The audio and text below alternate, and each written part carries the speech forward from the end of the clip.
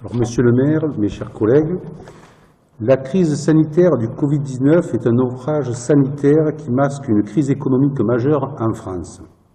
En effet, le secteur bancaire français est en état de faillite et dans les mois qui arrivent, nous allons vivre une situation bien plus alarmante que celle que nous avons connue ces dernières semaines, malgré les tentatives de renflouement de la part de l'Union européenne.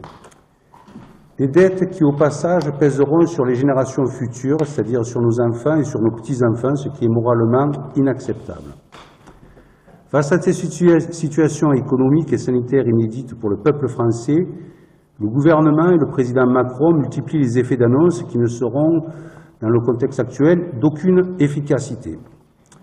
Les PME et les TPE ont dû stopper leur activité, mettant beaucoup de Français au chômage. Avec l'épidémie, leur vie a basculé. Salariés ou précaires, aisés ou pauvres dans le tourisme, le secteur aérien ou la restauration, ils ont tous perdu leur emploi et vivent dans l'angoisse, la honte parfois, voire la déchéance.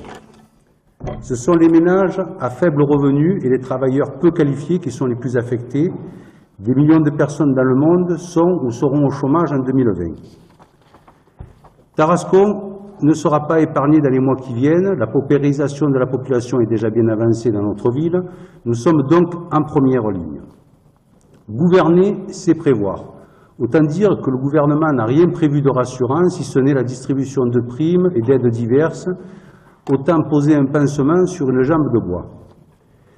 Dans cette délibération, vous nous demandez d'approuver l'obtention d'une prime exceptionnelle pour les personnels mobilisés lors de la crise du Covid-19 et plus particulièrement lors du confinement. Vous vous en attribuez la paternité, mais en réalité, vous mettez simplement en application une mesure gouvernementale fixée par le décret 2020-570 du 14 mai 2020 relatif au versement de cette prime. Toutefois, nous émettons des réserves concernant la gestion de la crise sanitaire de la part du gouvernement et de ses subordonnés.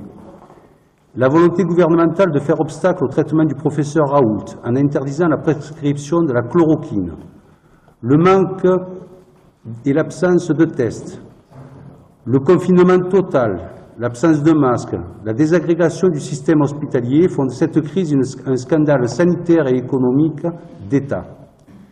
Le groupe Le Bon Sens pour Tarascon votera en faveur de cette prime pour les agents qui la méritent. Leur engagement pendant la crise sanitaire doit être justement récompensé.